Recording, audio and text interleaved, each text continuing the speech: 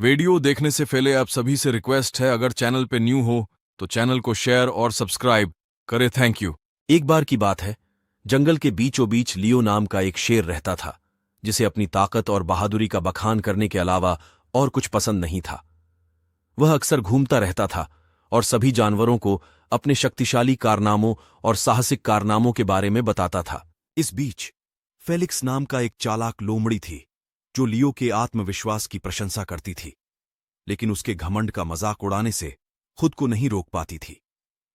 Felix लियो की कहानियों पर चतुराईपूर्वक टिप्पणी करता था, सूक्ष्मता से उनकी प्रामाणिकता पर सवाल उठाता था। एक दिन लियो ने जंगल में सभी जानवरों को दौड़ के लिए चुनौती देकर अपनी बहादुरी साबित करने का फैसला किया। उन्होंने घोषणा की कि विजेता को उन सभी में सबसे बहादुर का ताज पहनाया जाएगा। चुनौती से उत्साहित होकर जानवर उत्सुकता से शुरुआती पंक्ति में खड़े हो गए। लियो आत्मविश्वास से सबसे आगे खड़ा था, आगे बढ़ने के लिए तैयार। लेकिन जैसे ही दौड़ शुरू होने वाली थी, फेलिक्स ने लियो से फुसफुसाकर कहा, क्या आप वाकई दौड़ लगाना चाहते हैं? मैंने सुना है कि नदी के माध्यम से एक शॉर्टकट है। खुद को साबित करने के लिए उत्सुक लियो ने फेलिक्स के सुझाव का मजाक उड़ाया और इसे एक चाल के रूप में खारिज कर दिया। जीतने के लिए दृढ़ संकल्पित, उसने सलाह को नजरअंदाज कर दिया और अपनी पूरी ताकत से आगे बढ़ गया।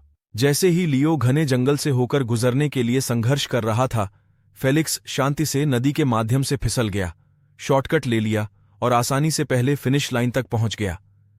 जैसे ही फेलिक्स को विजेता घोषित किया गया, अन्य जानवर हंसने लगे। लियो, नम्र और शर्मिंदा, ने महसूस किया कि कभी कभी केवल ताकत ही नहीं जो दिन जीतती है, बल्कि बुद्धि और चालाकी भी जीतती है। उस दिन से लियो और फेलिक्स असंभावित दोस्त बन गए।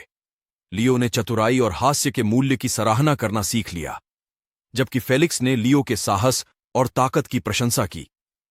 साथ में उन्होंने अपनी हास्यपूर्ण हरकतों से जंगल का मनोरंजन किया, जिससे साबित हुआ कि सबसे शक्तिशाली शेर और सबसे चतुर लोमड़ी भी अंत में समान आधार और हंसी पा सकते हैं।